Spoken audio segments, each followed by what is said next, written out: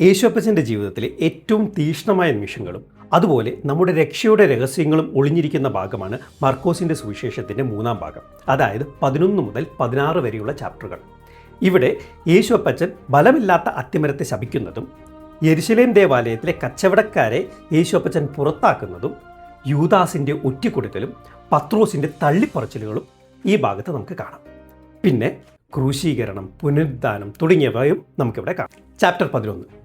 നമ്മൾ ഇതുവരെ കണ്ടിട്ടില്ലാത്ത ഒരു യേശുപ്പച്ചനെയാണ് മർക്കോസ് 11 കാണുന്നത്. യേശുപ്പച്ചൻ അത്തിമരത്തെ ശപിക്കുന്നത് നമുക്കിവിടെ കാണാം. അത്തിപ്പഴത്തിൻ്റെ കാലമല്ലായിരുന്നിട്ടും യേശുപ്പച്ചൻ അത്തിമരത്തെ ശപിക്കുന്നത് എന്തുകൊണ്ട്? പഴങ്ങൾ ഉണ്ടാകേണ്ട കാലമല്ലെന്ന് മർക്കോസ് 11:13 വളരെ വ്യക്തമായി പറയുന്നുണ്ട്. അങ്ങനെയെങ്കിൽ ഇതിൻ്റെ അർത്ഥം എന്താണ്? അത്തിമരത്തെ പോലെ ഒരു സീസണിൽ മാത്രം ഫലം നൽകുന്നവരായിരിക്കരുത് നമ്മൾ. എല്ലാ കാലത്തും ഫലം നൽകുന്നവരായിരിക്കണം.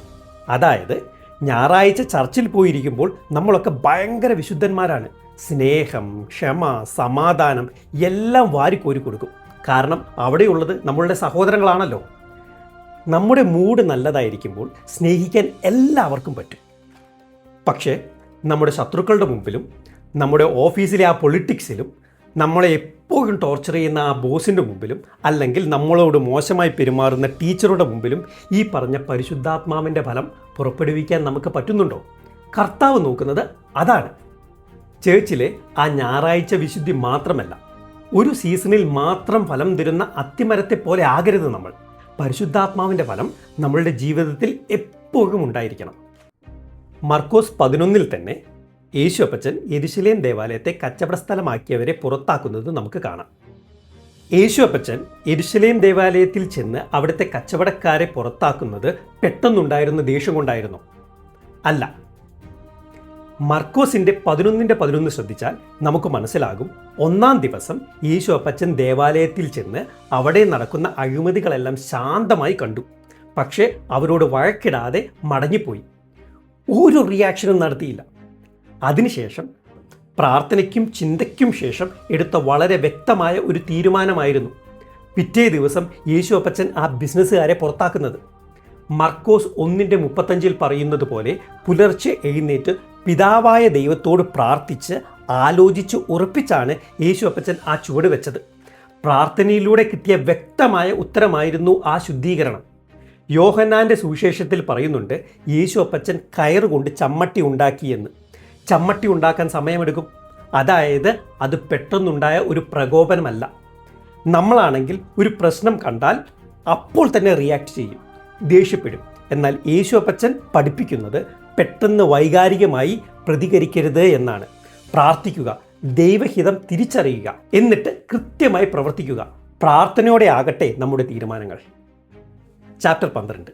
മർക്കോസിൻ്റെ സുവിശേഷത്തിൽ 12-ാം അധ്യായത്തിൽ യേശുപ്പച്ചനെ കൊടുക്കാൻ വേണ്ടി പരീശന്മാർ ചോദിക്കുന്ന ഒരു തന്ത്രപരമായ ചോദ്യമുണ്ട്.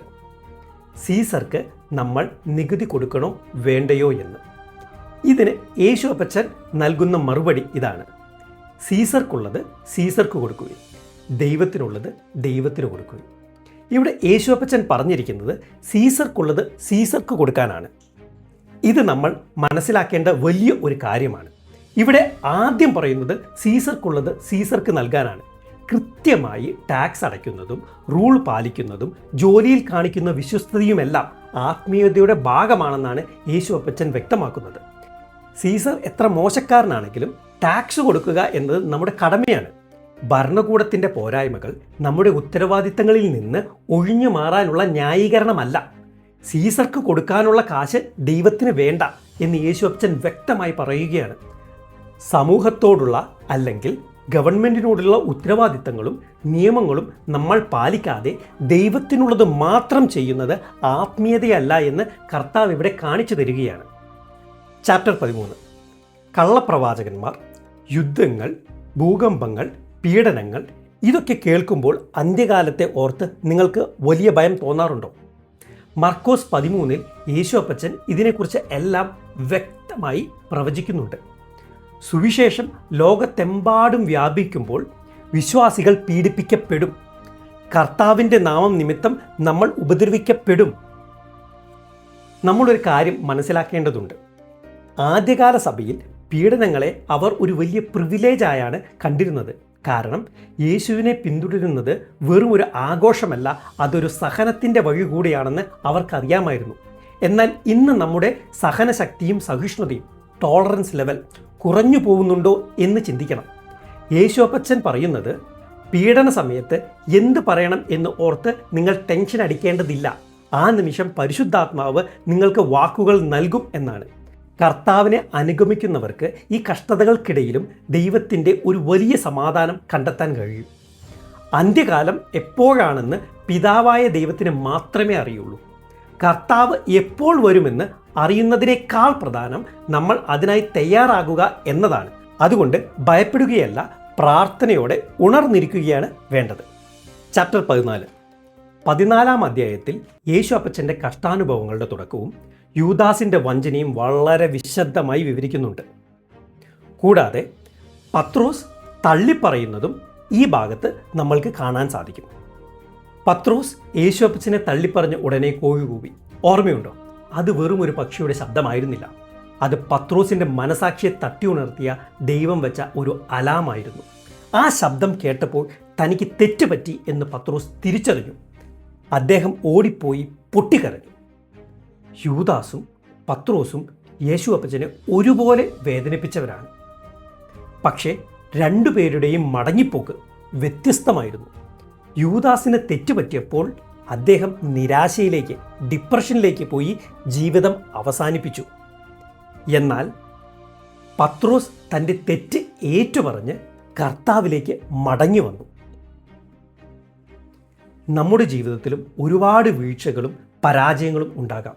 ചിലപ്പോൾ നമ്മൾ ദൈവത്തെ തള്ളിപ്പറഞ്ഞിട്ട് വരെ ഉണ്ടായിരിക്കാം. പക്ഷേ നമ്മുടെ മനസാക്ഷി നമ്മളെ കുറ്റപ്പെടുത്തുമ്പോൾ, ആ കോഴിക്കൂവൽ കേൾക്കുമ്പോൾ നമ്മൾ എങ്ങോട്ടാണ് പോകുന്നത്? യൂദാസിനെ പോലെ നിരാശപ്പെടാനല്ല, പത്രോസിനെ പോലെ മാനസാന്തരപ്പെട്ട് യേശുപ്പച്ചൻ്റെ അടുക്കിലേക്ക് മടങ്ങി വരാനാണ് ദൈവം ആഗ്രഹിക്കുന്നത്. നമ്മൾ മടങ്ങി വന്നാൽ ദൈവം നമ്മളെ പഴയതിനേക്കാൾ ശക്തമായി ഉപയോഗിക്കും എന്ന തിരിച്ചറിവാണ് നമുക്ക് വേണ്ടത്. അതാണ് ക്രിസ്തീയ ജീവിതത്തിൻ്റെ വിജയം. ചാപ്റ്റർ 15. യേശുപ്പച്ചൻ ഏറ്റവും വേദന നിറഞ്ഞ ഈ ഘട്ടത്തിലും യേശുപ്പച്ചൻ കാണിച്ചു തരുന്ന ചില വലിയ പാഠങ്ങളുണ്ട്. മർക്കോസ് 15 ശത്രുക്കൾ ഒരുപാട് കള്ളങ്ങൾ പറഞ്ഞിട്ടും പീലാത്തോസിൻ്റെ മുമ്പിൽ യേശുപ്പച്ചൻ മിണ്ടിയില്ല. സ്വന്തം ഈഗോ സംരക്ഷിക്കാൻ യേശുപ്പച്ചൻ നിന്നില്ല. കാരണം പിതാവായ ദൈവത്തിൻ്റെ ഹിതത്തിലുള്ള സമ്പൂർണ്ണ വിശ്വാസമായിരുന്നു ആ നിശബ്ദത. പിന്നീട് അവർ എന്തു ചെയ്തു? യാതൊരു തെറ്റും ചെയ്യാത്ത യേശുപ്പച്ചനെ മരണത്തിലേക്ക് വിട്ടുകൊടുത്തു. എന്നിട്ട് ക്രൂരനും കൊലപാതകിയുമായ ബറാബാസിനെ വെറുതെ വിട്ടു. പാപികളായ നമുക്ക് പകരക്കാരനായാണ് യേശുപ്പച്ചൻ ആ മരണം ഏറ്റെടുത്തത്. ബറാബാസ് സത്യത്തിൽ നമ്മൾ തന്നെയാണ്. യേശുപ്പച്ചൻ മരിച്ച ആ നിമിഷം ദേവാലയത്തിലെ വലിയ തിരശീല മുകളിൽ നിന്ന് താഴേക്ക് രണ്ടായി കീറിപ്പോയി. ദൈവവും മനുഷ്യനും തമ്മിലുള്ള ആ വലിയ അകലം, തടസ്സം കർത്താവ് എന്നേക്കുമായി മാറ്റി. നമ്മുടെ പാപങ്ങളുടെ ശിക്ഷ യേശുപ്പച്ചൻ ഏറ്റെടുത്തു, നമ്മളെ സ്വതന്ത്രരാക്കി തന്നു. ഇപ്പോൾ നമുക്ക് നേരിട്ട് ദൈവസന്നിധിയിലേക്ക് ചെല്ലാൻ ഒരു തടസ്സവുമില്ല. ഇതിലും വലിയൊരു സ്നേഹം ഈ ലോകത്തിൽ വേറെയുണ്ടോ? ചാപ്റ്റർ 16. മർക്കോസ് 16 അധ്യായത്തോടെ ഈ സുവിശേഷം അവസാനിക്കുകയാണ്. യേശുപ്പച്ചനെ അടക്കം ചെയ്ത കല്ലറിയിലേക്ക് സുഗന്ധവർഗ്ഗങ്ങളുമായി ചെന്ന സ്ത്രീകൾ കണ്ടത് എന്താണെന്നറിയാമോ? ആ വലിയ കല്ല് ഉരുട്ടി മാറ്റിയിരിക്കുന്നു. അവിടെ ഉണ്ടായിരുന്ന ദൂതൻ അവരോട് പറഞ്ഞത്, നിങ്ങൾ അന്വേഷിക്കുന്ന യേശു ഉയർത്തെഴുന്നേറ്റു, ഇവിടെയില്ല. അതെ, മരിച്ച ആചാരങ്ങളിലോ കഴിഞ്ഞ കാലങ്ങളിലെ സങ്കടങ്ങളിലോ അല്ല നമ്മൾ കർത്താവിനെ തിരയേണ്ടത്. ജീവനുള്ള മനുഷ്യരിലും നമ്മുടെ സമൂഹത്തിലുമാണ്. 8 വാക്യത്തിൽ പറയുന്നത്, സ്ത്രീകൾ ഭയന്ന് ഓടിപ്പോയി, ആരോടും ഒന്നും പറഞ്ഞില്ല. ചില മാനുസ്ക്രിപ്റ്റുകളിൽ മർക്കോസിൻ്റെ സുവിശേഷം യഥാർത്ഥത്തിൽ 8 വാക്യത്തോടെ അവസാനിക്കുന്നു. പക്ഷേ ഞാൻ ഉപയോഗിക്കുന്ന സത്യവേദ പുസ്തകം എന്ന മലയാളം ബൈബിളിൽ 9 മുതൽ 20 വരെയുള്ള വാക്യങ്ങളുമുണ്ട്.